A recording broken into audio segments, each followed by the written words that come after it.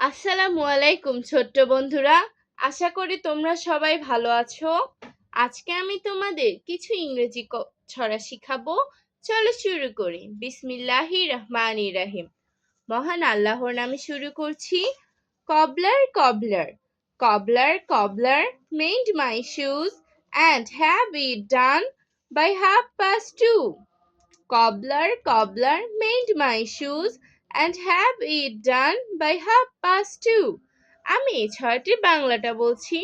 মুচি ভাই মুচি ভাই, মুচি ভাই মুচি ভাই, জুতোটা সারাও, 2:30 আমায় তুমি দাও। মুচি ভাই মুচি ভাই, জুতোটা সারাও, 2:30 আমায় তুমি দাও। এখন আমি তোমাদের আরেকটি ছড়া শিখাবো।